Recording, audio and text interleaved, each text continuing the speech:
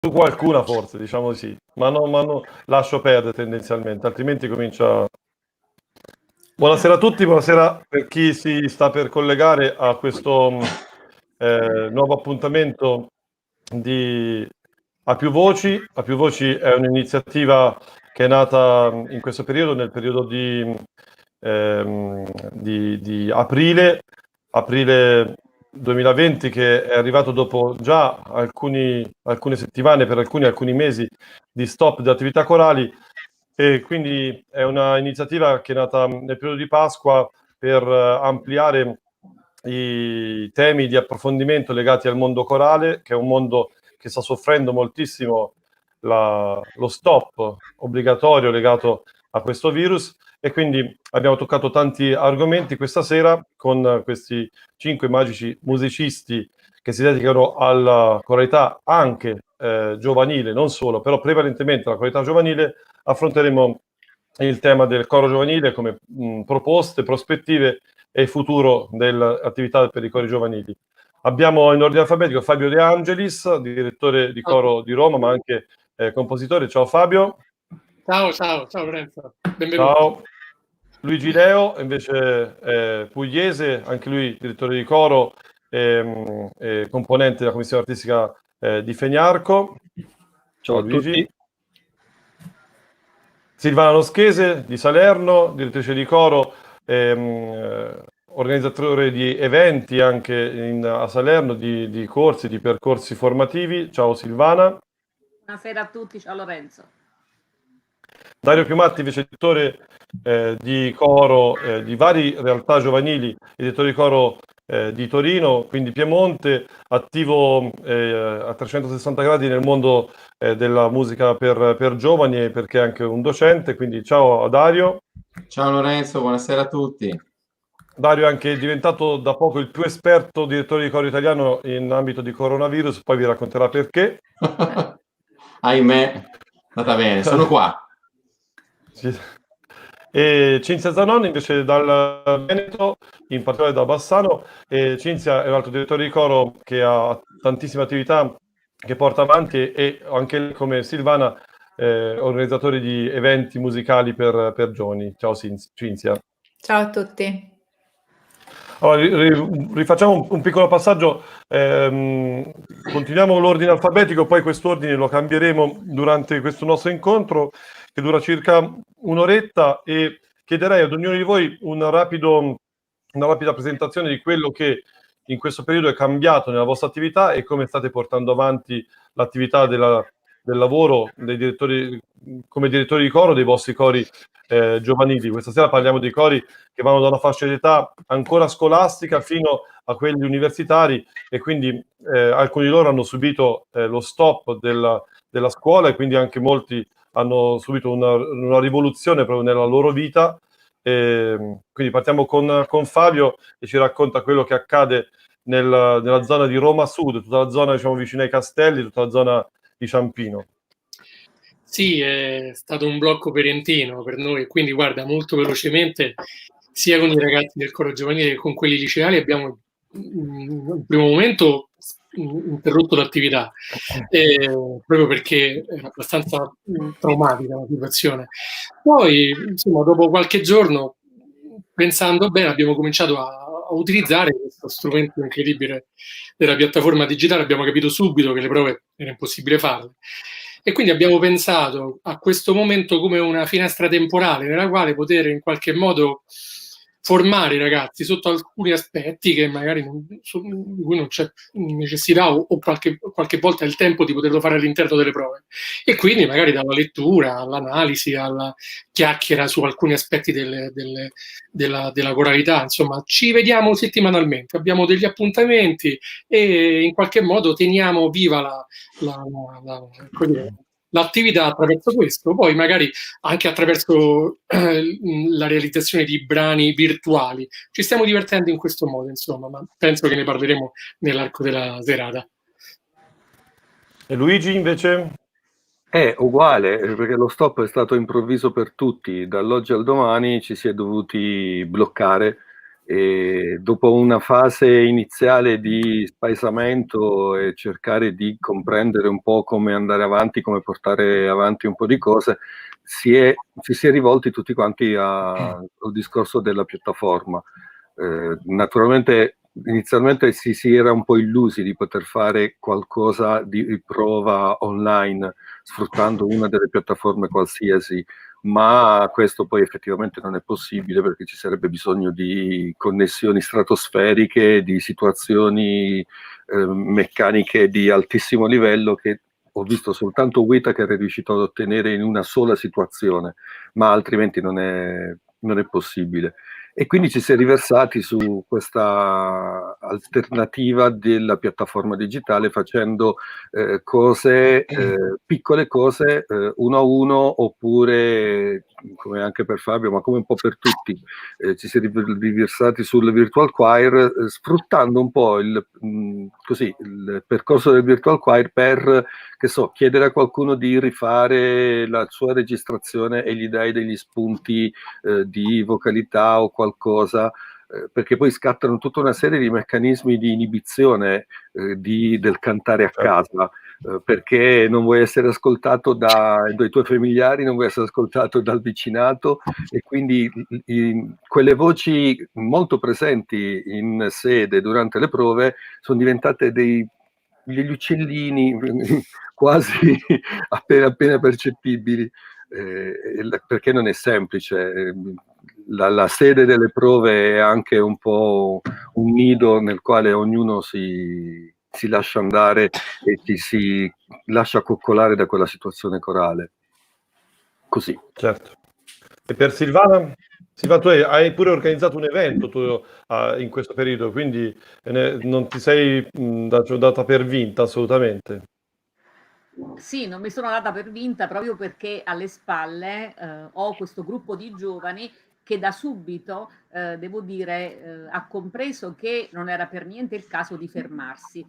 Per cui noi facciamo le prove di mercoledì, abbiamo fatto la prova proprio l'ultimo mercoledì in cui poi si sono chiuse le frontiere, giusto il tempo di veramente di capire cosa stesse accadendo, e il mercoledì successivo ci siamo rivisti. È inutile dire che per me andare su Zoom, comprendere la piattaforma è stato un attimo un'impresa, però devo dire che le ragazze, il mio un coro giovanile a voci pari, sono state bravissime perché mi hanno guidato, e quindi intanto ci siamo viste per parlare, perché insomma mancava proprio la possibilità di avere un contatto e di confrontarsi su questo evento che diciamo era incomprensibile, no? E dopodiché che cosa abbiamo fatto? C'era questo cantagiovani in arrivo e il solo pensiero di non farlo davvero diventava un po' un'ulteriore morte nel cuore.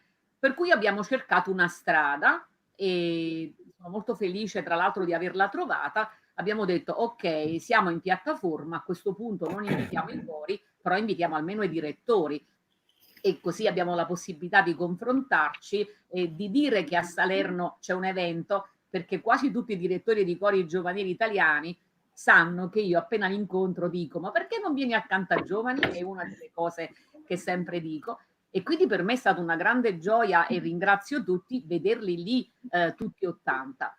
Ma che cosa è successo poi di più? Io avevo deciso qualche mese fa, noi abbiamo sempre un brano di insieme, di riprendere, quindi in tempi non sospetti, il brano di Gaber, La libertà non è star sopra un albero, che tra l'altro avevamo eseguito a Montecatini qualche anno fa proprio come brano conclusivo. Mi è venuto in mente e avevo detto ai ragazzi, dico allora facciamo questo al Cantagiovani come brano d'insieme. Quando ho visto che non si poteva realizzare, dico no, non è possibile, signori, eccomi, e allora abbiamo cominciato a studiarlo. Da premettere che subito prima avevamo fatto anche col coro misto il Cantate Domino di Jenkins per Pasqua, quindi siamo riusciti a mettere insieme 70 voci ascoltandoli uno ad uno, quindi veramente un'impresa, ma che si è rivelata eccezionale perché perché ha dato la possibilità, come diceva esattamente, mi sono trovata con Luigi, di ascoltarli e quindi dare dei suggerimenti. Anche io ho avuto i casi di chi ha detto: Silvana, io mi tiro fuori in questa fase perché io da casa mia non posso cantare. Questa cosa insomma mi è anche molto dispiaciuta, però ho capito anche che non potevo insistere, quindi abbiamo perso anche qualche pezzo per strada. Però sono stata molto contenta perché proprio lo staff del Cantagiovani è riuscito a mettere su, diciamo anche coinvolgendo le voci maschili, questo brano che poi è diventato un po' il nostro, insomma, la nostra mascotte, no? Il nostro pezzo forte. Io sto cercando, e anche oggi che ho fatto prove nel pomeriggio, sto cercando moltissimo di, come dire, tenere dritta la direzione, perché non è facile motivare di questi tempi, anche perché, come tutti i colleghi mi insegnano, i cori giovanili poi vivono di appuntamenti, il concerto, la rassegna, il concorso, il confronto, ma se questo non c'è, dobbiamo ricentrarci sul canto, dobbiamo ricentrarci su altro, lo studio, l'analisi della partitura, quindi deve cambiare anche il nostro ruolo di guida, perché cambiano le motivazioni e cambiano gli obiettivi. E quindi, Grazie Silvana. Invece allora, una domanda per Dario, la stessa domanda di prima. Per te questo impatto con il coronavirus ha chiaramente, dicevi, ci raccontavi ieri, portato dapprima a un aumento di prove perché dovevi realizzare un progetto. Quando proprio poco dopo che era nata questa problematica, perché il concerto non te lo cancellavano. E poi invece il concerto è stato cancellato, ma ci sono state anche altre problematiche. Quindi la tua storia è un po' diversa di questo periodo. Beh, allora innanzitutto mi accodo a quello che ha detto Silvana. Con i giovani è così, bisogna avere la motivazione sempre al 100% e bisogna tenere saldo il gruppo. Io arrivo proprio da una prova di questa sera che ho fatto con la sezione dei contralti e quando ho comunicato loro, anche in base alle riunioni che sono state fatte in questo periodo in associazione Cori Piemontesi e anche all'interno del direttivo del nostro coro, c'è stato proprio questo grande punto interrogativo di dire quando si ricomincerà, poi forse dopo ne riparleremo. Vedere il loro volto anche così sul monitor, un po' preoccupato, un po' triste, secondo me è un momento difficile, ma ne usciremo ancora più forti. Per risponderti, Lorenzo, per me l'attività corale online è iniziata 1 mese e mezzo in ritardo, 1 mese in ritardo rispetto agli altri, perché come dicevi tu abbiamo finito con l'attività corale, ci siamo messi in stand-by nel momento in cui le cose qui in Piemonte hanno chiuso, penso fosse il 24 o 25 febbraio. E infatti abbiamo annullato le prove di comune accordo e poi c'è stato questo momento d'impasse in cui non si sapeva bene se potessimo farle o non farle, e penso che anche nelle vostre regioni sia stata la stessa cosa. Proprio in quel momento avevamo un grande spettacolo che speriamo di fare, uno spettacolo con un meraviglioso gruppo strumentale che si occupa di Fabrizio De André e rivisita in maniera magistrale la musica di Fabrizio De André con un ensemble di professionisti, Rose di Rame, e dovevamo fare questo spettacolo il 7 marzo per il quale erano stati venduti tanti biglietti, solo che è stato annullato troppo tardi. Noi comunque abbiamo dovuto fare 2 prove per assestare bene e lì è successo il patatrac, perché il coronavirus è stato, diciamo, il 44esimo elemento presente nell'aula studio. Qualcuno secondo me l'ha sfiorato, qualcuno l'ha portato o io non so chi, però a me ha portato in ospedale per tra tutto fino al 1° aprile, quindi ho anche avuto questa fortuna di vivermi questa bella esperienza, no, scherzi a parte, per sdrammatizzare, un'esperienza molto difficile, però sono qua a raccontarla e quindi questo è una cosa importante. La cosa bella è che si è vista la forza del gruppo, perché il gruppo in 1 mese da solo è rimasto non solo saldo, ma ha tenuto in piedi il maestro. Quando il direttore a volte è quello che tiene in piedi il coro ha tenuto in piedi il maestro, con messaggi, con tante cose. E sì, questo è molto bello e ne sono molto grato a tutti i ragazzi. Però nella settimana in cui ero un pochettino più lucido e la flebo era attaccata solo per mezz'ora, sono riuscito comunque dal letto dell'ospedale a fare un lavoro di esplorazione di stili musicali, e quindi ho scelto dei brani e poi facevo una sorta di analisi scritta, condivisa con i ragazzi, come diciamo una prima educazione all'ascolto. Però è stato bello perché io ero lì, ma loro erano vicini e intanto facevano musica. Qualcuno mi scriveva riposati, però per me era ossigeno perché ero in contatto col coro in qualche modo. E questa è l'esperienza. E poi da 1° aprile in poi abbiamo ripreso, ne parleremo appunto anche dopo, a fare anche noi le nostre prove, e in qualche modo ci stiamo aggiustando, stiamo andando avanti. Grazie Dario, e in bocca al lupo per tutto, e siamo tutti felici che la cosa si sia risolta in breve tempo e Alla grande. bene, perché sì. Invece con Cinzia vorrei che oltre che parlare di quello che ha fatto, anche che ci raccontasse il fatto che lei ha proprio provato inizialmente a lavorare in maniera anche in sincrono con queste nuove tecnologie, però poi dopo si è resa conto che è una battaglia almeno per il momento un po' persa. Raccontaci un po', Cinzia, quello che state facendo e quali sono state le vostre esperienze. Sì, buonasera a tutti intanto, e grazie per questa occasione di confronto e una chiacchierata che ci consente anche di mettere in campo un po' le esperienze che ognuno vive nella sua realtà. Ecco, io veramente sto provando su Zoom, sulla piattaforma Zoom, e diciamo che stiamo leggendo brani nuovi.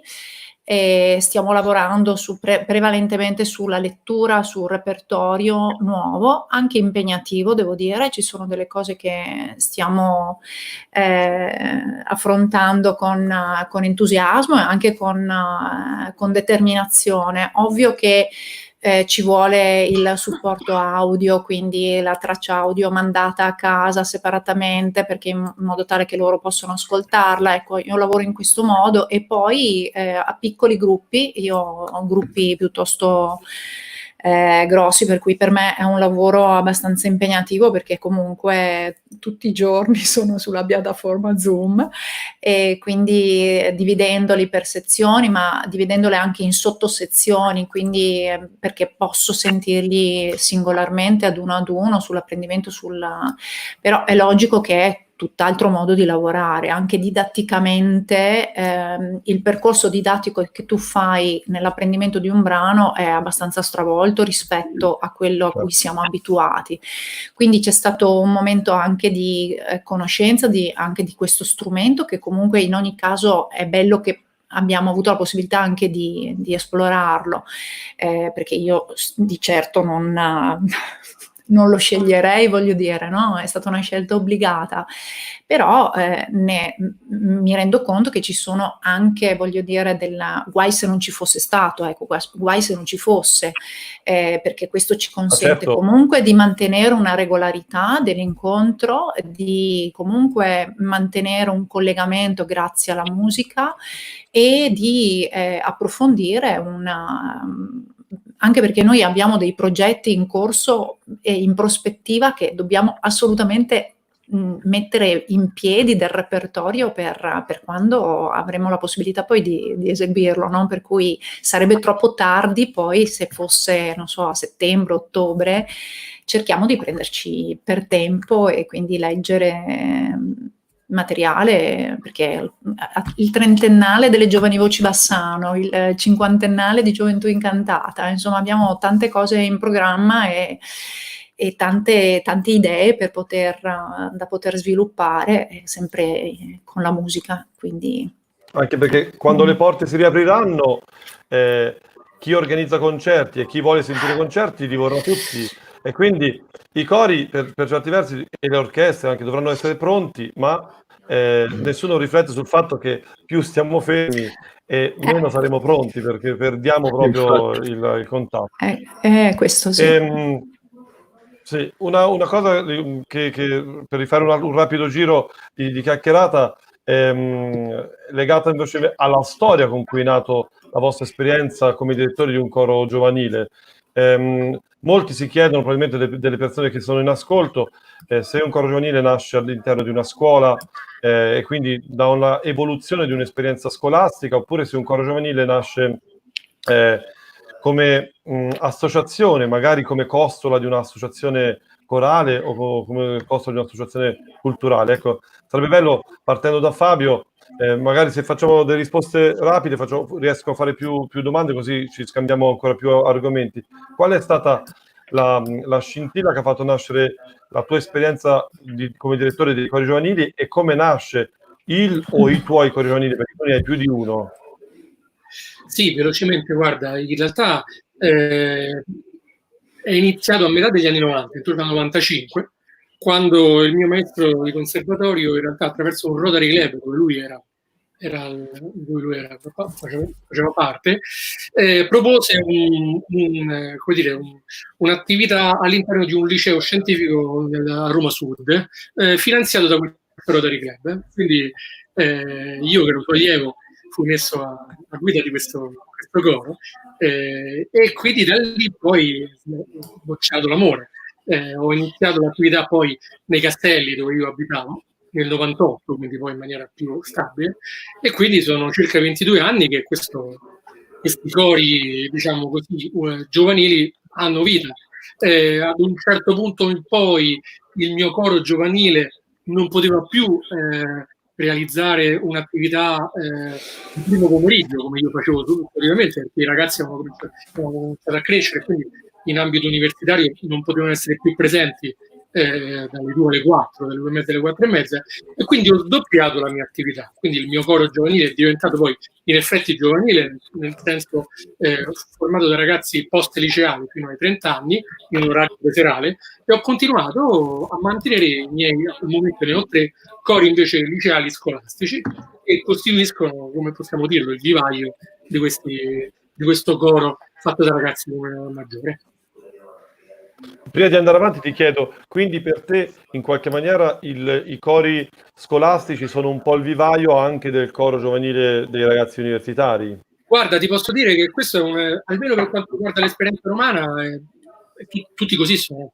Se io penso a Fabrizio Barchi, se penso a Dodo Versino, se penso a Fabrizio Vestri, a Alcuni Lavinum, la nostra realtà, pochissime eccezioni ci sono, nascono proprio da questo, necessariamente non abbiamo cori giovanili associativi, se non pochissimi, ed è fondamentale anche il mantenimento dei cori giovanili attraverso la filiera. Ne parlerai poi sicuramente dopo, perché poi inevitabilmente con gli impegni qualche ragazzo non riesce a mantenere l'attività, e se non abbiamo un rifornimento da parte dei cori liceali, per noi diventa molto difficile mandare avanti l'attività.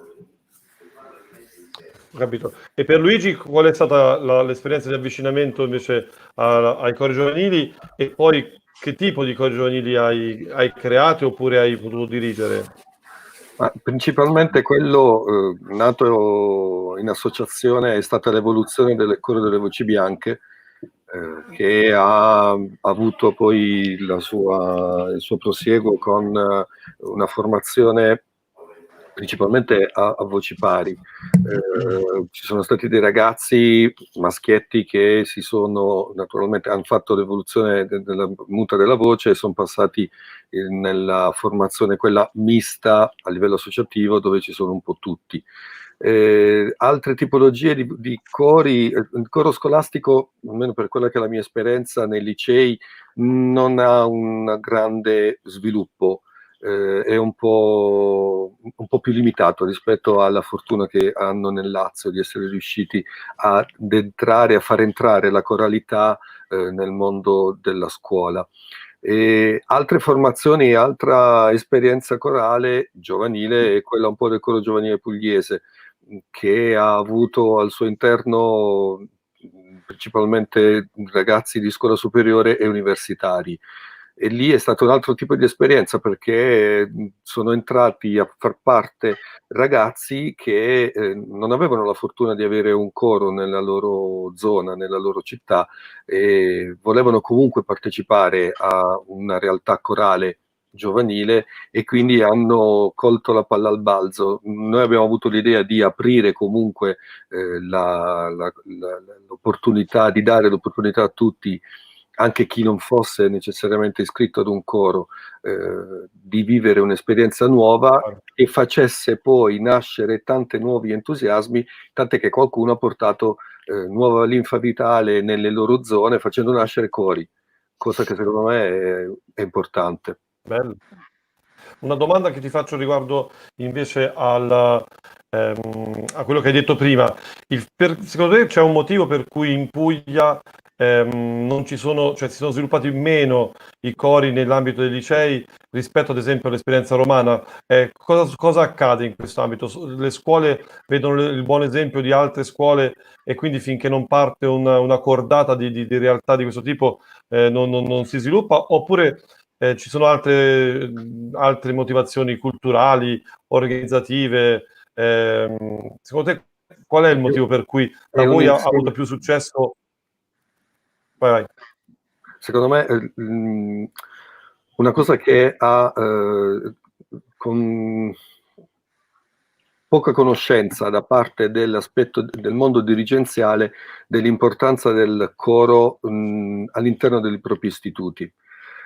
Si è molto sviluppata negli ultimi 12 anni, 14 anni, il coro scolastico in ambito di scuola primaria e un po' scuola media, un po' con la scuola biennale che c'è qua giù in Puglia, che ha formato tanti direttori che hanno portato poi la loro esperienza nel mondo della scuola primaria, e ce ne sono tanti, quello sì. Il problema è che il prosieguo ha un po' di ostacoli, sia a livello organizzativo, sia a livello anche probabilmente di presenza di direttori che siano propensi o che si mettano in gioco a lavorare con una fascia d'età più alta, dove le richieste sono di ben altro tipo e dove le necessità sono anche di altra tipologia. Nella mia esperienza ho fatto un paio di volte di progetti in un liceo scientifico, ha funzionato all'interno della progettualità, qualcosa ha poi fornito, ha poi andato a rimpinguare a livello di organico nella mia associazione alcuni elementi, però in quel liceo non ha continuato, non c'è stato chi ha voluto poi portare avanti la cosa, perché ci si crede poco, secondo me. Invece una cosa che sicuramente non manca a Silvana e che probabilmente hai trasmesso anche da sempre, da quando ci conosciamo, almeno ti ho sempre vista così piena di energia, e mi chiedo, questa energia ce l'hai tu e la passa ai giovani, oppure l'hai presa dai giovani e l'hai imparata? È tua, diciamo. Com'è nata la tua esperienza con i ragazzi? Riformula meglio la domanda. No, la mia idea è che ti chiedo quanta energia ricevi da loro. Questo dovresti chiederlo a loro. Allora, No, quanta energia ricevi tu da loro, non quanta ne dai, quanta ne ricevi tu? Scusami, quanto io ricevo da loro? Io credo molto nella circolarità, è stata sempre, come dire, il mio punto di forza, perché io penso che il prendere e il dare siano due aspetti che sempre vanno in grande armonia, e almeno diciamo questo è un po' l'equilibrio che posso dire di aver raggiunto oggi. Evidente che in qualche modo c'è sempre poi una scintilla, un motore, e in questo senso devo dire che negli anni ciclicamente mi si accendono delle scintille. In qualche modo, per ricollegarci a questo discorso della nascita dei cori giovanili, come ben sanno tutti coloro che mi conoscono, io nasco come direttore di coro misto, quindi ho sempre diretto gli adulti, almeno diciamo fino a 20 anni fa, perché poi 20 anni fa, poiché si torna sempre, no, come si suol dire, alle proprie origini, essendo io nata come appassionata soprattutto di musica antica, perché quando io andavo al liceo un docente di storia dell'arte mi faceva cantare, e cantavamo all'epoca la capricciata di Banchieri, eccetera, e ecco qua, in pratica ho sentito il bisogno a un certo punto di provare a fare la stessa proposta in alcuni dei licei salernitani. Quindi c'è stato un periodo della mia vita che io giravo nei licei, chiedevo ai presidi di incontrarli per fare la proposta di un coro. E sono stata abbastanza fortunata, parliamo di 20 anni fa, quando a Salerno sono nati in alcune scuole, compresa la mia, classico, le scuole, i cori, alcuni piccoli cori, che io però ho affidato ad altri direttori e nel frattempo è nato il mio primo coro di voci bianche proprio nel 2000. Il mio attuale coro giovanile nasce dall'evoluzione di questo coro di voci bianche e un'altra cosa importante per me è stata che sempre ho diretto un altro gruppo di voci bianche in teatro e solitamente quando finisce l'esperienza teatrale, poi arrivati a 12, 13, 14 anni, i bambini vogliono chiudere perché per loro il teatro era tutto. Per me è stato un lavoro incredibile e loro lo sanno bene, appassionarli alla polifonia. E per me è stato un grande successo poter avere nel mio attuale caricanto alcune ragazze che provengono proprio dalle voci bianche del Teatro Verdi, che quindi hanno un doppio amore e un doppio ricordo. Bello. E quindi comunque per certi versi tu hai provato entrambe le strade, sia quella, come dicevamo prima, di lavorare direttamente con i licei, anche se magari ci hai lavorato per un po' e poi hai passato, diciamo, questa iniziativa anche ad altri. Sì, però hai fatto anche invece l'esperienza che condividi con Luigi, che è quella di sviluppare un'esperienza, diciamo, dell'infanzia, del canto dell'infanzia, del coro di voci bianche, che è diventato poi coro giovanile. Assolutamente, ma attualmente nella mia associazione noi abbiamo diciamo, strutturato proprio un percorso, proprio scuola di coralità l'abbiamo chiamato, e abbiamo tanti laboratori, 3-5 anni, 5, 7, 7, 10, 10, 14 e poi da 14 si passa al coro giovanile.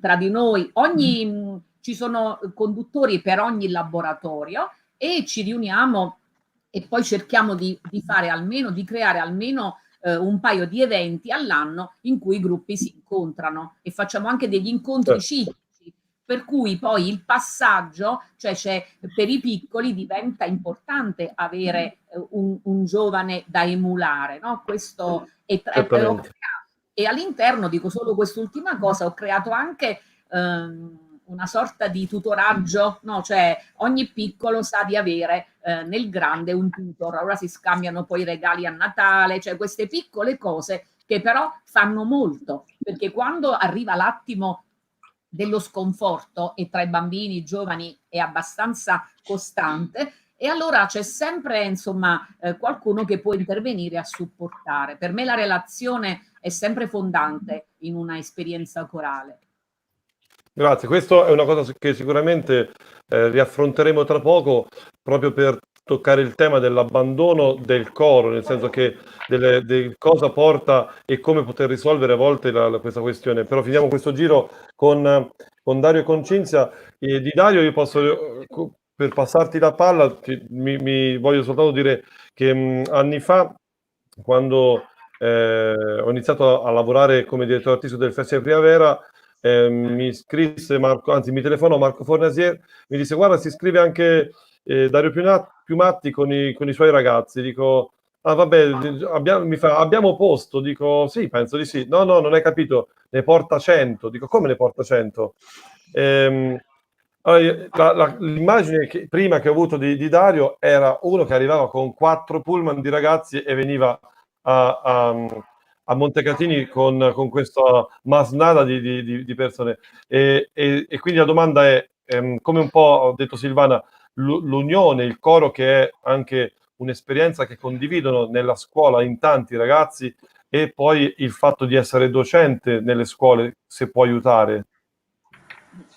Sicuramente sì, aiuta tanto. Io nasco come direttore di coro anche se cioè nel 2000 indicativamente, anche se io ho sempre cantato in coro. Poi a un certo punto, quando mi sono accorto che stando nella fila del coro non ascoltavo più tanto la mia linea, ma tutte le altre linee, a volte smettevo di cantare perché mi interessava chiudere gli occhi e sentire tutto il resto. Sono andato da quello che era allora il mio direttore, Dario Tabbia, e gli ho detto: senti, io vorrei studiare direzione perché mi interessa stare dall'altra parte adesso. E così è stato anche poi il mio maestro di direzione. E c'è stata un'ondata a Torino, Torino e provincia, più o meno nel 2000, in cui avevamo avuto anche dei fondi per poter far partire tante associazioni che hanno fatto molta attività musicale nelle scuole, e sono nati più di 30-40 cori scolastici. E quindi io sono stato un po' catapultato in una succursale di Torino Sud, da quello che era il mio datore di lavoro di allora, e mi ha detto: c'è da mettere su un coro, devi fare un po' uno screening delle voci, parti dalla prima a seconda elementare e vai. E io mi sono buttato, è nata un'esperienza meravigliosa. E come dicevi giustamente tu, Lorenzo, il fatto di essere all'interno della scuola rendeva tutto più facile, perché comunque una volta che i bambini si innamoravano un po' dell'attività e scoprivano una cosa che per noi era completamente nuova, ecco che scattava la magia del cantare insieme, dello stare insieme attraverso il coro. E mi ricordo un episodio bellissimo che poi ha fatto nascere tutto il proseguimento della mia attività corale, per ormai di 20 anni, che è stato alla fine della quinta elementare, quando una sera siamo andati alla fine del percorso di quinta, non c'era ancora l'idea di poter andare avanti, e siamo andati con alcuni genitori e con 7 ragazze del coro delle elementari in un cinema che adesso non c'è più, era il 2003, a vedere il film delle coriste, che penso che tutti quanti avremmo visto. E usciti da questo film, che veramente è poesia, io lo faccio vedere sempre alle prime medie, non so voi, perché è motivante, hanno visto come il coro sia un elemento che può unire veramente le persone anche nelle situazioni più drammatiche, come è quella della storia del film. E un papà, mi ricordo, fuori dal cinema mi ha detto: queste ragazzine hanno voglia di continuare a cantare, noi ti facciamo l'associazione, tu le fai cantare. E da lì è nato il coro, quello che è stato delle voci in note, che adesso io non dirigo più, ma ho portato avanti per 10 anni, e poi mi sono innamorato tantissimo della musica polifonica per coro misto, e quindi da lì poi l'esperienza del Vox Viva, ma nel mentre ovviamente ho avuto la fortuna di poter lavorare all'interno dei licei. Io credo che se si crede tanto in questi bambini, in questi ragazzi, e se si fa passare loro il messaggio che si è veramente innamorati di quello che si fa, e ci si crede, non è un problema portare 100 ragazzi a Montecatini. Poi per una serie di vicissitudini, cambio scuole, altre cose, si è un po' frenati, mi sono dovuto concentrare solo su alcune attività, però la voglia adesso c'è, e secondo me dopo questo periodo, quando ripartiremo, speriamo presto, sarà ancora più grande infiammarli. Io penso che se i ragazzi vedono che il direttore che è davanti crede fortemente in quello che fa ed è innamorato di quello che fa, non possono far altro che seguire questa cosa, perché cantare in coro è una cosa stupenda. Quindi grazie Dario. Prego. Bellissime le parole che dici, e anche bella l'esperienza che molti hanno avuto quasi casuale di avvicinamento alla direzione, o comunque alla direzione di gruppi giovanili. E chiedo a Cinzia il tuo modo invece, come sei arrivata tu alla progettazione di una realtà enorme come ormai sono le 2 realtà che dirigi, che organizzano eventi, che organizzano trasferte internazionali, commissionano tante iniziative.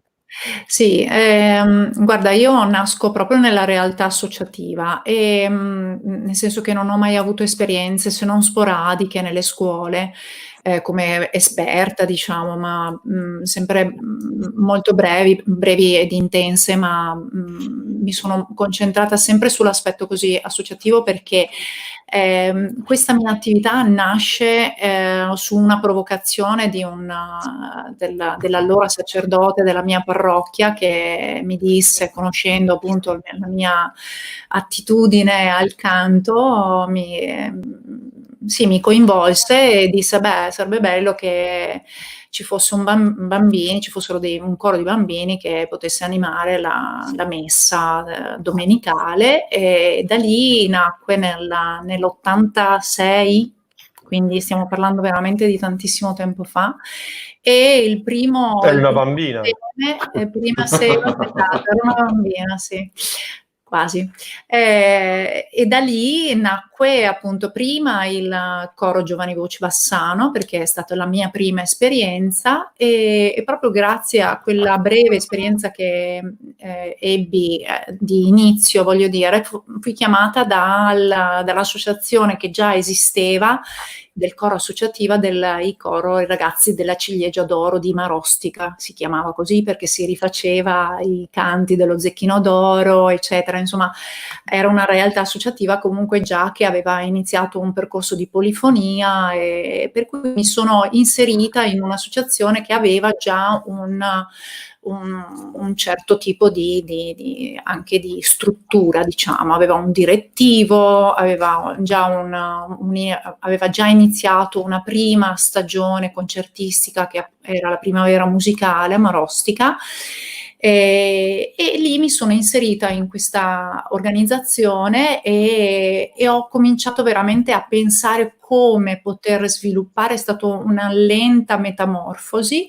però diciamo che l'obiettivo principale, quello che mi ispira moltissimo e che ho capito abbastanza presto, era che con la musica davvero si poteva educare, poteva essere un veicolo straordinario per poter avvicinare non solo i ragazzi alla musica, ma anche ad un certo modo di vedere la vita e di interpretarla e di viverla con valori fondanti a cui io mi ispiro sempre, costantemente, per cui mi sono, come dire, messa in moto per trovare tante iniziative per poter appunto tenere collegati questi ragazzi che adesso noi stiamo facendo il cinquantennale, il prossimo anno sarà il cinquantennale di Gioventù Incantata, e stiamo già lavorando, ma c'è un bel fermento proprio dai ragazzi stessi, no? Che sentono molto loro l'associazione, e qui c'è tutta una filosofia comunque che sta alla base, che permette a loro di vivere, sentirsi parte integrante di un tutto in cui ognuno è protagonista e trova la possibilità di esprimersi e di crescere grazie con la musica e con persone che condividono la stessa passione. Cioè nella nostra associazione iniziamo con i bambini di 18 mesi con musica in culla, no? Quindi con le coccole in musica, e quindi da lì inizia un percorso in cui anche il genitore, la famiglia viene coinvolta, e questo è un anello di congiunzione importantissimo. Io lavoro molto anche in sinergia con le famiglie e trovo che sia a volte anche faticoso, perché devi avere una grande capacità di, come dire, tenere unite tante anime, ma quello che ricevi nel momento in cui riesci ad unire queste forze è straordinariamente energetico, energizzante, positivo e straordinariamente avvolgente. Insomma, io sono grata alla coralità, perché ho vissuto finora una vita molto piena, compreso con i miei figli che hanno aderito. Bello. Ed sono ancora con noi che vivono questa esperienza. È bello perché hai aggiunto altri argomenti a questo approfondimento, perché e qui apro ora delle domande aperte e magari rispondete liberamente se avete qualcosa che vi sembra interessante da poter dire, perché hai aperto intanto come derivazione anche il mondo della Chiesa, perché in effetti alcune realtà nascono a livello giovanile o nell'infanzia proprio come diciamo, sviluppo da iniziative legate alla liturgia o comunque all'aggregazione intorno a una parrocchia. Però Silvana ha parlato di alcune cose, tu di altre, un po' tutti avete toccato alcuni argomenti su cui vorrei che ci concentrassimo. Uno è l'abbandono di questa realtà, cioè cosa porta il ragazzo a eventualmente lasciare, soprattutto legato al fatto che stiamo parlando di ragazzi delle scuole superiori che quindi vivono anche l'esperienza. Una volta agganciati, il momento successivo dello stacco potrebbe essere il momento in cui iniziano il percorso universitario o lavorativo.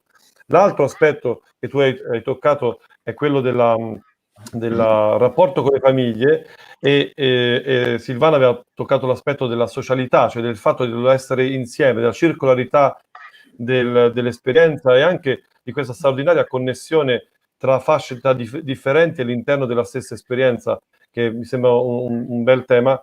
L'ultimo argomento che credo sia molto interessante, che forse è anche legato all'idea del gruppo e anche degli abbandoni, è il repertorio, cioè quale repertorio c'è, quali sono i repertori più adatti, ogni associazione ha il suo, ogni direttore... quindi sono 3 argomenti, non è che li possiamo trattare tutti e 3 assieme. Vi chiederei prima l'aspetto legato alla socialità, cioè il rapporto tra le fasce d'età diverse, il rapporto all'interno dell'associazione, il rapporto eventualmente con chi sta intorno, le famiglie, e se questo può aiutare a connettere anche il momento del distacco complesso, che è quello spesso che accade nell'anno della maturità o l'anno successivo alla maturità. Non so se qualcuno di voi ha qualcosa da dire su questo. Se posso, volevo solo raccontare diciamo una piccola esperienza, perché grazie Cinzia per avermi ricordato di avere omesso il discorso delle famiglie. Venendo io anche dalla psicofonia, che introduce proprio il canto familiare come momento fondante, noi spesso abbiamo negli anni introdotto un incontro mensile in cui mamma bambino o mamma quasi adolescente, quindi accompagnandolo nel tempo, potessero cantare insieme, ma dove il canto non diventava solo un momento di esecuzione, ma il frutto di un percorso di incontro. E a conclusione spesso arrivava questa testimonianza che per ogni mamma era come vedere il figlio, il bambino, non dico per la prima volta, ma rivederlo con occhi diversi, osservarlo, incontrarlo e concedersi quello spazio che magari durante la settimana assolutamente non arrivava. E un'altra cosa poi nel processo di crescita, una delle, e qui mi aggancio anche al discorso dell'abbandono, proprio perché per me il canto, la coralità ha una sua complessità, ho sempre accompagnato all'esperienza musicale in sé per sé, diciamo, quindi alla prova tradizionale, anche dei momenti di altro genere. In particolare in questi anni, e siamo arrivati praticamente al 4º anno di percorso, abbiamo fatto un lavoro con una delle esperte che sempre mi affianca a Salerno, di formazione al gruppo, di formazione alla leadership, di formazione all'educazione, diciamo, ai conflitti, nel senso educazione alla pace. Che cosa abbiamo fatto? E questa cosa è stata fondamentale. All'interno di questo percorso avevamo almeno 2 incontri ogni anno anche con le famiglie, anche con le mamme. Questo ha fatto sì che si creasse una tale condivisione degli obiettivi che adesso i genitori, soprattutto delle ragazze grandi, sono veramente dentro il principio associativo, cioè anche per loro il canto non è solo un aspetto, no? Non è solo un aspetto legato all'esibizione, ma è diventato fondante. Questo per esempio per me è un elemento molto significativo e che quando arriva il famoso momento dell'abbandono rappresenta una sorta di ancoraggio, cioè io so di poter contare anche sulle famiglie, perché le famiglie condividono l'obiettivo. Non so se... Certo, assolutamente. Posso integrare? Quanto è importante, Fabio, quanto è importante la leadership anche della persona che guida il coro per tenere il coro saldo? Ma guarda, io non so cosa sia effettivamente una leadership, nel senso che se ti posso dire come mi comporto io con i miei ragazzi è che io sono del tutto naturale con loro. Okay? Quindi è probabile che abbia in me una capacità nel tenere i ragazzi senza costruire alcune strategie che magari sicuramente ci sono e sono sicuramente da questo punto di vista un allievo importante per Silvano, visto che questo corso sicuramente... Hai il carisma tu Fabio, tu hai il carisma, che è una cosa in più. Probabile, non lo so, nel senso che poi il rapporto hai un grande carisma. Mi potete confortare anche voi con i vostri ragazzi. Probabilmente alcuni si sbaglia tutti e si impara tutti, quindi certe volte no, gli abbandoni o le risposte sbagliate o gli atteggiamenti sbagliati sono perché ci aiutano a capire Silvana, quali sono. Scusa un secondo, Silvana, se hai delle cuffie, prova a mettere le cuffie perché c'è un ritorno ora. Mi sa che chi non ha le cuffie, se ce l'avete, perché altrimenti abbiamo un ritorno. Prova a continuare, Fabio. Sono io? No, aspetta, provo. Ok.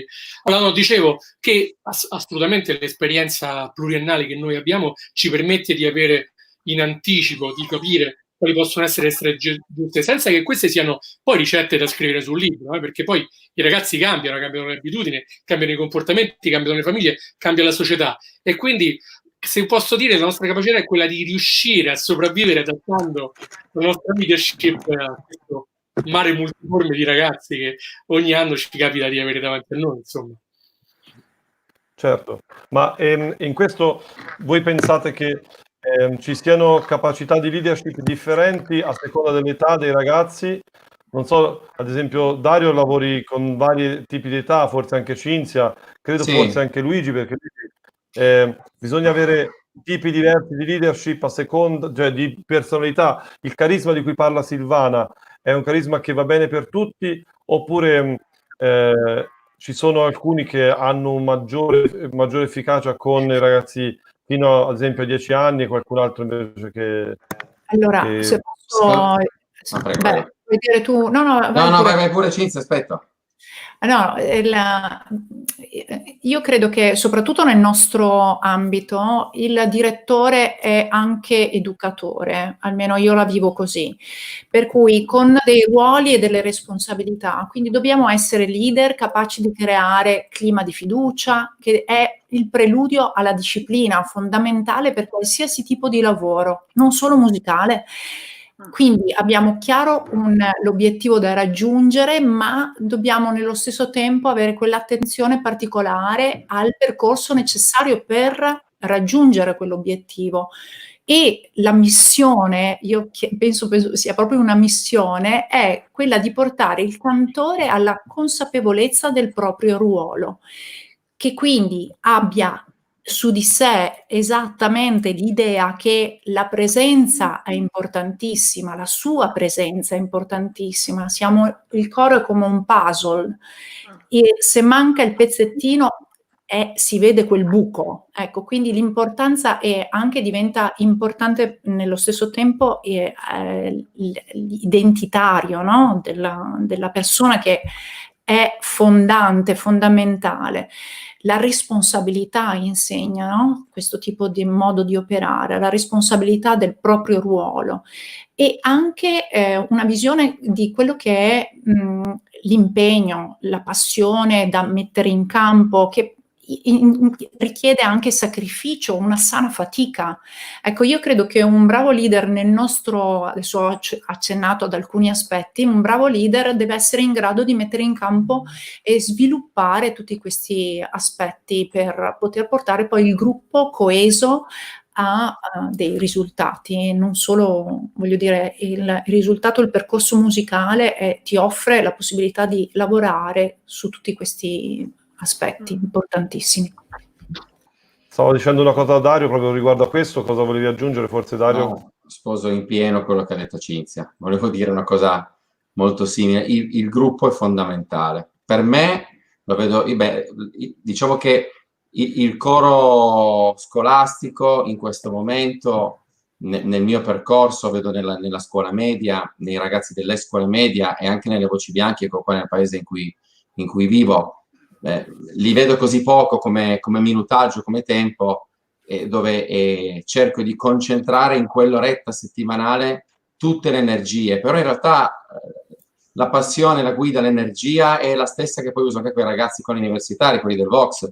Mi unisco a Cinzia, la forza del gruppo per noi è fondamentale, per me è fondamentale. Mi ci ritrovo benissimo in quell'immagine che hai detto del puzzle, dove ognuno ha il proprio ruolo il proprio tassello, e mi permetto di dire non solo nel fatto musicale, quindi un lavoro di empatia e di connessione totale, ma di far sentire ad ognuno di loro l'importanza che hanno all'interno del gruppo. Il nostro gruppo, e quindi anche la nostra associazione, in questo momento sta funzionando molto bene e ottiene dei risultati, canta in un certo modo, fa delle cose in un certo modo ed è ancora più gruppo, proprio perché ci si è divisi i ruoli. Io, questo magari è un punto di vista mia, credo che il direttore tuttofare che si deve occupare del pullman e della chiusura sulla semiminima sia un ruolo molto rischioso, perché poi si rischia di fare tutto, ma non fatto bene fino in fondo. Questa poi è la mia esperienza ed è assolutamente soggettiva, magari potete, cioè vuol dire, sarebbe interessante sentire come guidiamo le varie cose, però da quando adesso da qualche anno ho modo di fare il direttore e di occuparmi di tutto l'aspetto artistico in fondo, io ho visto che è aumentata la mia qualità di preparazione di studio perché ho più tempo, perché se devo portare il coro a un concorso non mi devo occupare di raccogliere i soldi per il pullman, però ha responsabilizzato i ragazzi che si sentono molto più forti e attivi all'interno del gruppo, e quindi siamo squadra a tutti gli effetti, ognuno ha il suo ruolo, come una squadra di calcio che si muove con dei meccanismi. E una squadra che vince non si cambia, voglio dire, perché funziona, Certo. è un bel meccanismo, e per noi direttori io credo che sia anche un bel alleggerimento, perché ci possiamo concentrare su quella che è la nostra competenza. Ma guarda Dario, se Una cosa posso... invece che... Pure io dopo volevo dire una cosa. No, volevo solo confrontare Dario su questo, nel senso che la tua è stata una scelta bella, quella di condividere le competenze con i tuoi ragazzi. Nel caso mio, i ragazzi se le sono prese perché io non ero capace a farle. Quindi... Ma forse c'è anche forse anche per questo è successo a me questo. Fabio, tu noi ci conosciamo in questo. Però il risultato è esattamente lo stesso. Grazie Fabio, perché mi trovo d'accordo con te, anche nel mio caso è stato così. Volevo solo aggiungere, mi sento chiamata in causa, come alcuni degli amici presenti già sanno, proprio sulla parola leader, e mi ha colpito anche il fatto che Fabio abbia detto io faccio.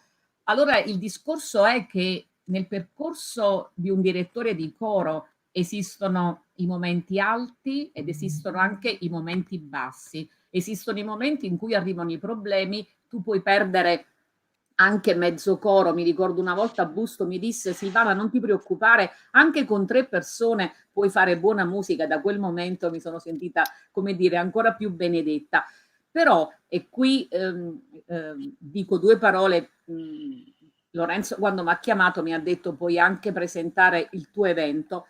Come sapete a Salerno c'è stato il Cantagiovani, ma non abbiamo cantato. Abbiamo fatto un'altra cosa che facciamo anche solitamente ogni anno. Abbiamo dato l'opportunità ai direttori di riflettere sulla loro leadership. Tra l'altro, in un momento come questo, in cui noi non abbiamo potuto far cantare i nostri ragazzi, è stato fondamentale che ciascuno di noi avesse uno sguardo, una sensibilità, una motivazione, un'attenzione e una competenza altra. Perché se io non devo in quel momento fare musica solo, io devo avere altri strumenti.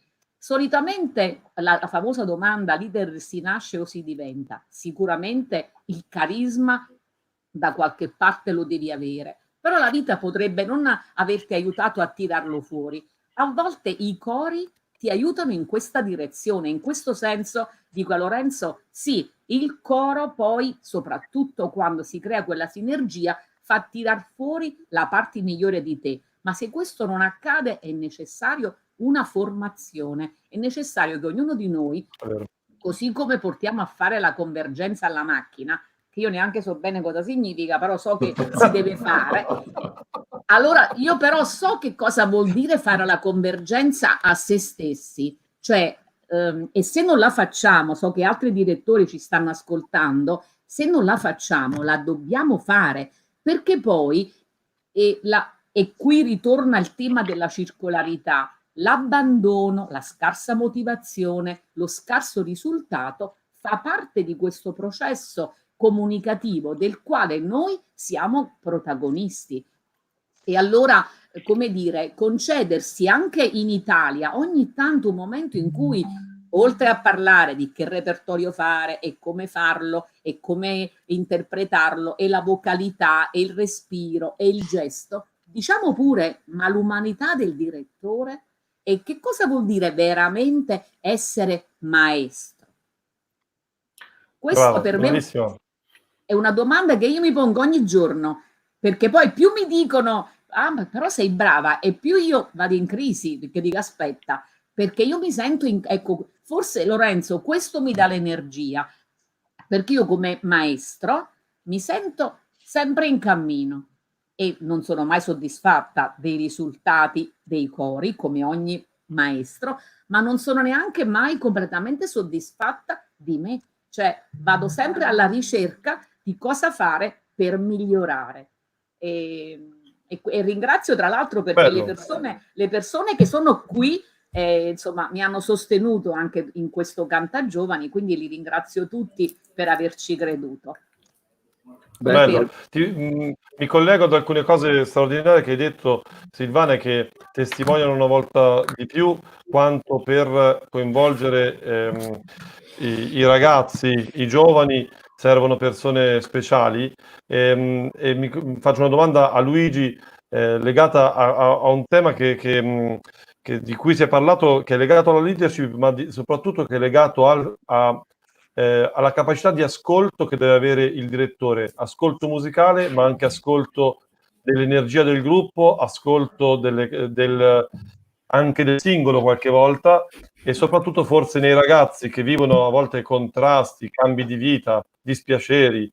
Nei vostri cori si creeranno sicuramente delle relazioni che poi magari si chiudono, quindi un direttore diventa anche un punto d'appoggio importante. Quanto devi usare le orecchie per sentire la musica e quanto devi usare le orecchie, l'ascolto per ascoltare i cuori dei ragazzi del tuo gruppo, dei bambini, dei ragazzi che cresci? Mi collego a quello che hai appena detto. Non puoi avere soltanto le orecchie per ascoltare, ma devi ascoltare contemporaneamente con le orecchie e col cuore. Che tu faccia musica o che tu ascolti i ragazzi, perché comunque di fronte hai sempre persone in formazione o persone già formate a livello umano e a livello sociale. Il direttore di coro, in quanto leadership, diventa anche un po' un punto di riferimento, diventa anche un po' un esempio, come ha detto Cinzia, devi essere anche educatore, non solo educatore in senso scolastico, ma anche educatore in senso sociale. Per quello che è il mio vissuto, io vado sempre parlando con onore dei miei ragazzi, perché loro il vissuto che hanno fatto nel coro lo riportano, lo vivono poi a livello sociale, si rapportano col mondo esterno grazie un po' a quella che la scuola coro ha insegnato loro. Il sacrificio di fare le prove a 40 gradi all'ombra e però bisogna lavorare perché bisogna fare il concerto, oppure è capitato con alcuni ragazzi quando hanno dovuto fare gli esami di maturità che coincidevano con la partenza per andare, che so, a un Europa Cantat o altrove, si è fatta la richiesta scritta di anticipare gli esami orali per poter fare quella cosa, e nel frattempo venivano comunque a fare le prove.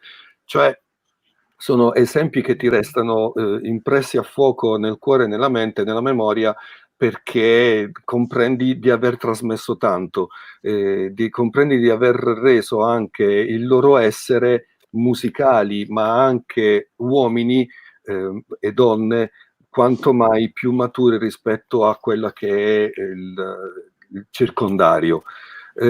Non c'è niente da fare, il coro è anche disciplina, il coro è anche formazione, il coro è anche capacità di condividere, di convivere e di accettare chi hai di fianco e di fronte. Naturalmente dipende tutto dall'esempio che è dato chi sta lì a guidare il tutto. Se chi sta di fronte è una persona che fa la preferenza, impareranno che devo essere io anche così a fare preferenza. Invece no, il famoso Bellissimo esempio di Cinzia, il tassello, tutti quanti sono tasselli dorati e fondamentali, altrimenti la cosa non potrebbe funzionare. E se qualcuno manca per una necessità qualsiasi, gli altri si devono dar da fare, e si danno da fare, ho sempre avuto questa dimostrazione, a cercare di compensare quella mancanza. Fanno più luce per compensare quell'oscurità di quel tassello mancante. Questo è il vissuto.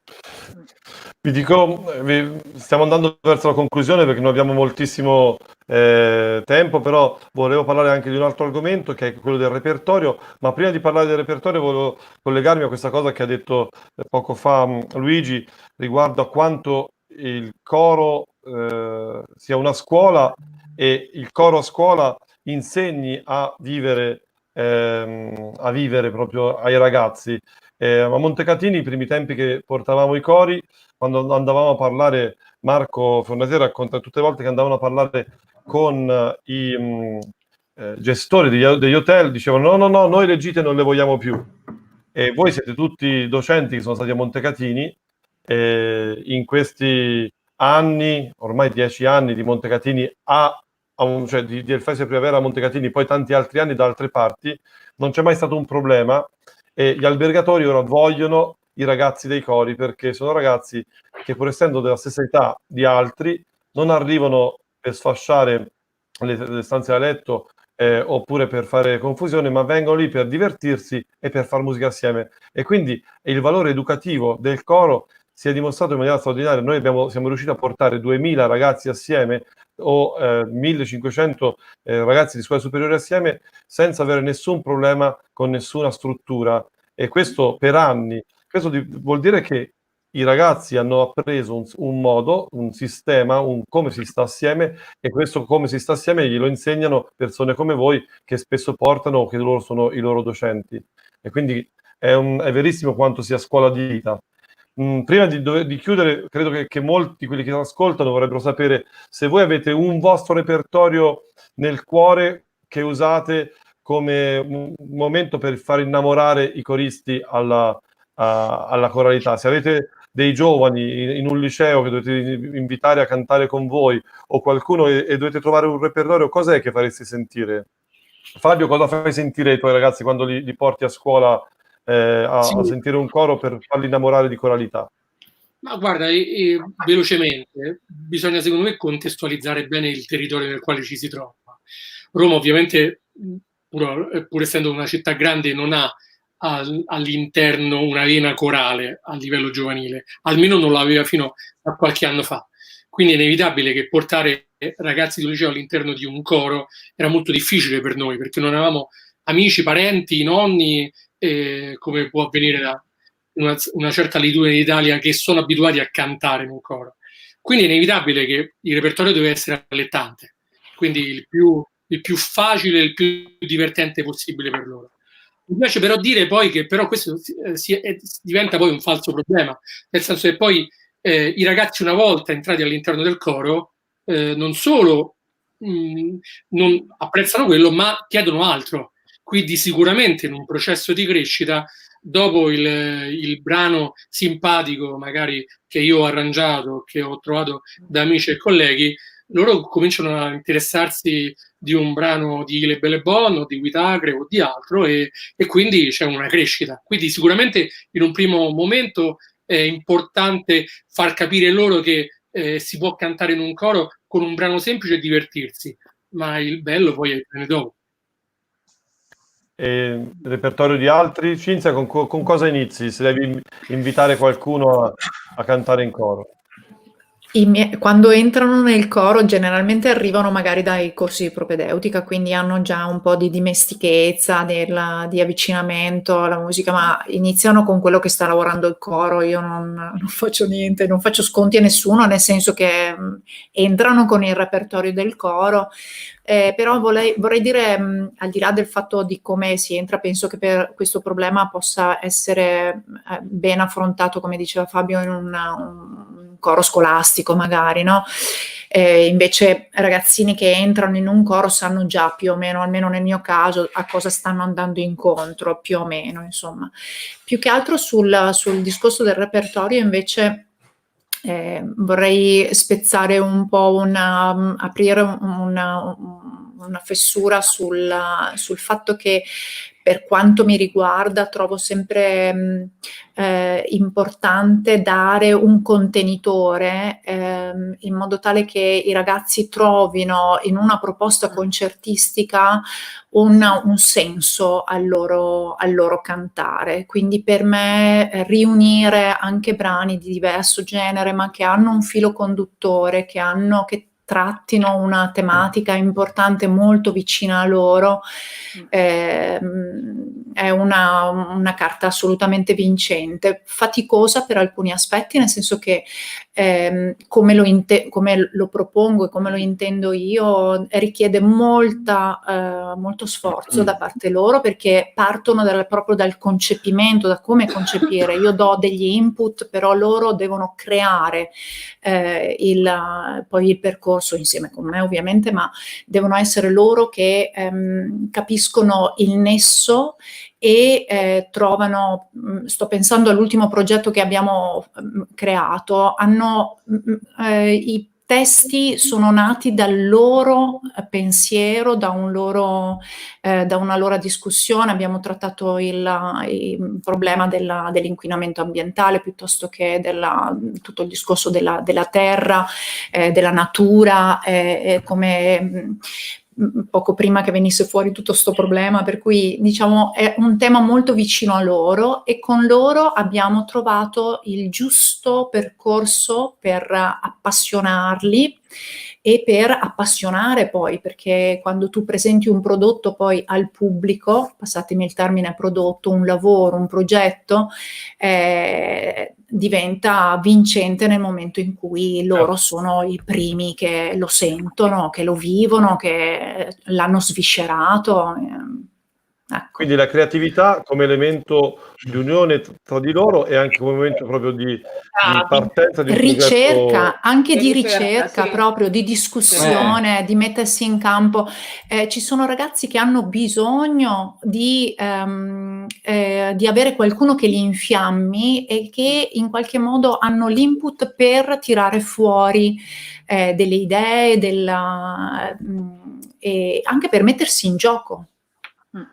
Sì, tirare fuori gli strumenti e ci sono delle scoperte meravigliose. Insomma, io sono sempre più convinta che questa sia una strada da percorrere bella per i ragazzi, più che per il direttore, voglio dire, che comunque è faticoso. Poi passo la parola a Silvana e a Dario che vogliono intervenire. Prego.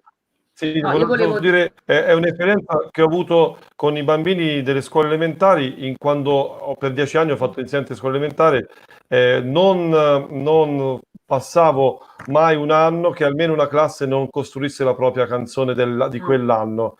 E alla fine, l'anno dopo, si ricordavano sempre di tutto il lavoro, quella che avevano creato loro, perché il creare, l'elemento creativo, partecipare alla creazione è veramente straordinario. Passiamo la parola a Silvana e poi Dario che volevano dire qualcosa riguardo a questo, credo. Sì. No, intanto volevo dire che mi trovo d'accordo con Cinzia, perché anche noi procediamo sempre per progetti e poi diventa molto interessante, per esempio, dare il titolo, no, al progetto, e qui la creatività, l'inventiva delle ragazze va al primo posto. E anche un'altra cosa interessante è trovare insieme la successione giusta dei brani per garantire proprio l'atmosfera e la continuità, ma anche la crescita necessaria. Col tempo io ho visto che loro sono diventate molto sensibili, però io faccio anche l'ultima domanda: quante persone giovani di questa fascia d'età, dai 15 ai 25-26,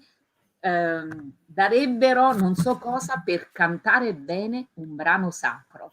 Cioè io ho le mie ragazze che in alcuni momenti, mo c'è l'ultima battaglia è tra un brano di Palestrina e l'altro di Da Victoria, e quindi c'è tutta una combutta perché dobbiamo decidere quale fare. Allora arrivare a questo punto, pensare da dove siamo partiti, no? Per esempio noi abbiamo una cosa che abbiamo in repertorio è Dai canti dei pellegrini alle tammurriate alla Vergine, un programma tutto dedicato a Maria, ma si parte da alcuni brani medievali, e si arriva alla tammurriata. Allora alla fine anche danzano. Allora questo diventa un modo, concedetemelo, anche per meditare, perché quando noi facciamo quel tipo di programma, il pubblico viene e dice: ma io ho pregato, ma io non ho fatto quasi niente, sono state loro a evocare tutto questo, e poi si sono anche divertiti.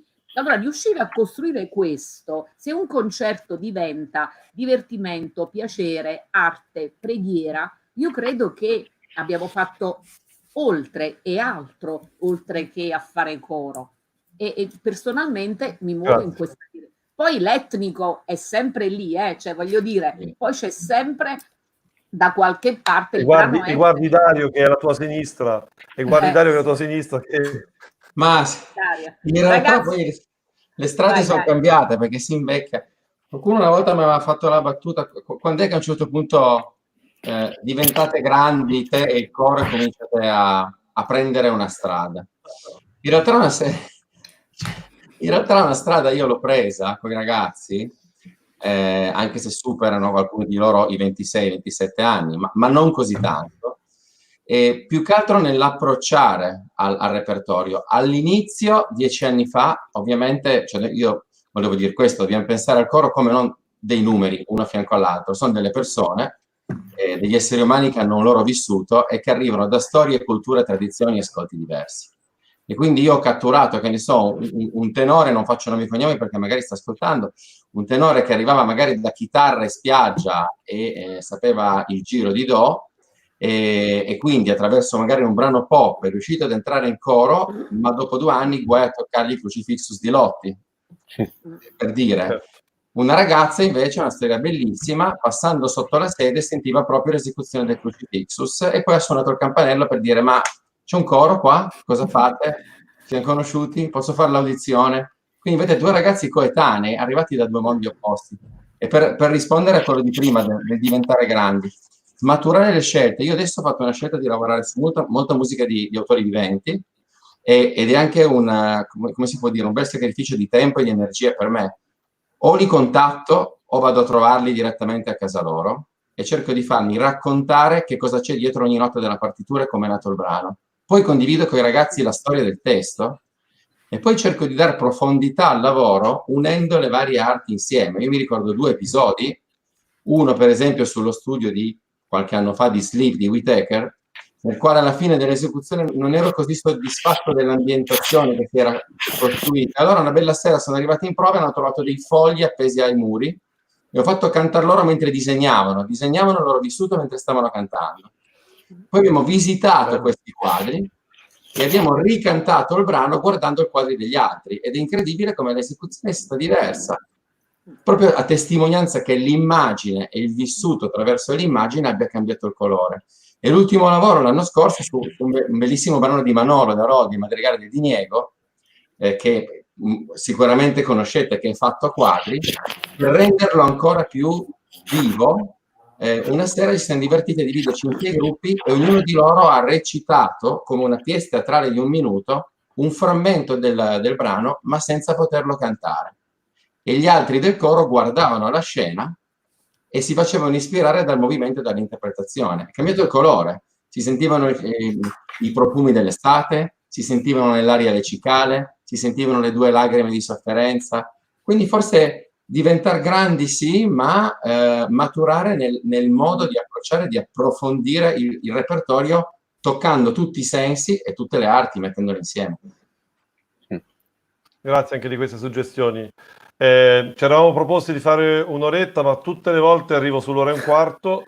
E le cose da dire ci sarebbero ancora altre sul repertorio, su come proseguire. Ci eravamo promessi anche di parlare un po' di come proseguirà la nostra attività adesso. Diciamo, speriamo di non doverne parlare tra poco con un altro incontro, vuol dire che saremo potuti tornare a cantare, ma nel caso in cui all'augurato fossimo costretti a stare ancora in questa condizione, magari rifacciamo un incontro per parlare di prospettive di lavoro attraverso queste nuove modalità.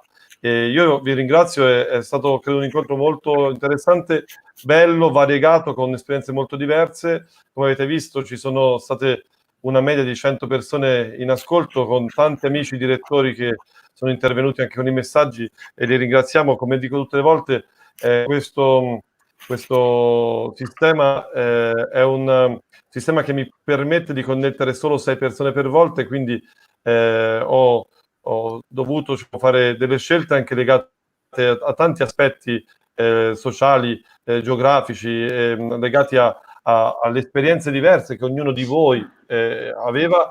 Salutiamo tutte le persone che ci hanno seguito, sono veramente tante. Vi ricordo che la settimana prossima questo appuntamento qua invece toccherà un altro tema molto forte della coralità italiana, che è la musica liturgica, e avremo degli ospiti veramente molto importanti. Sveleremo i nomi nei prossimi giorni, perché dobbiamo avere delle conferme.